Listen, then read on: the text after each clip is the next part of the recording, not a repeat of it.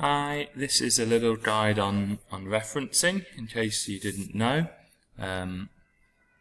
So I recommend using mybib.com. There's also easybib.com, and there's a variety of others that you can find if you search them up, but I'm familiar with mybib. So you go onto the internet and you look up something. Let's say you want to look at, this is what I was doing with grade 9 yesterday, looking at crazy traffic laws.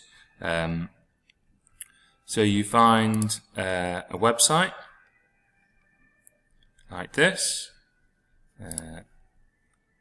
and it has some laws. And so you say, right, that bit there is of interest to me. In Manila, the Philippines, you cannot drive on Mondays if your number plate ends in a 1 or a 2. I find that interesting, so I'm going to have that in my piece of work. So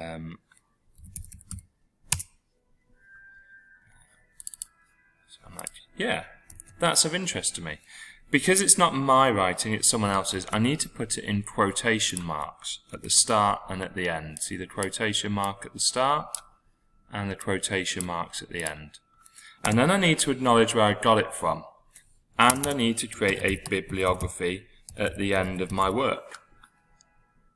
I might have some work around this. I might say the craziest road law I could find was related to the Philippines. Make sure I spell it right. It's one L, I think. It's got a capital because it's the name of a place, so we give it some respect. And then I add something, they can drive the rest of the week, just not on Mondays. Yeah, so I'm not just copying it, I'm writing about it and using that as my fact in the middle.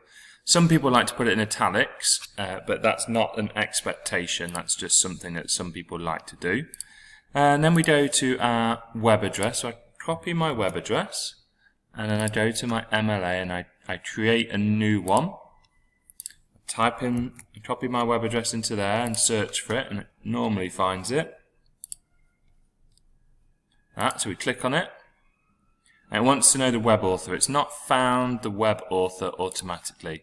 If I scroll down to the bottom, I can normally find information about the author. No. What about if I go on home? Contact us. Here we go. Welcome to Wilson's Epson. So does it have a web author? Yes, it does. Wilson Epson. Does it have a date published? Again, normally at the bottom somewhere. It doesn't appear to have a date published.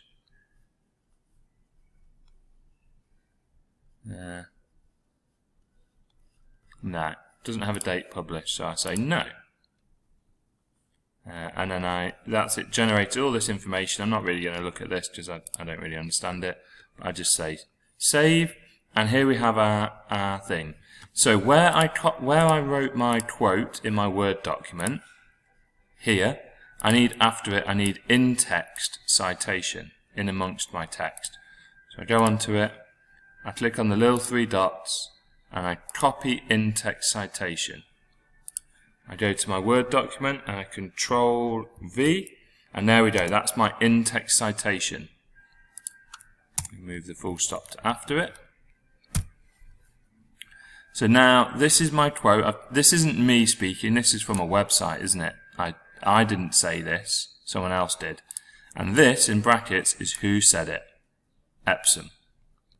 And then just to finish that, so that you know who Epson is and how you can find out that information for yourself as the reader, we go on to our mybib again. We click on the 3 dots and we copy bibliography entry.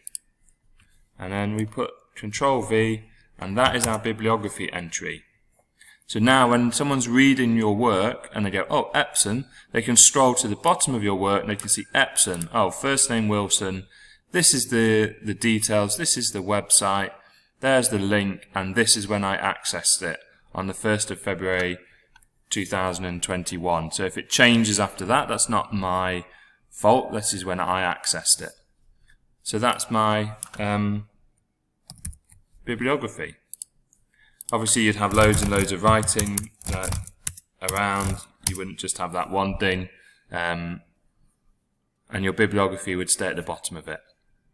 That is how you reference things, or how you do a citation, so that you are not claiming that work as your own. You're saying it's by someone else. That's it.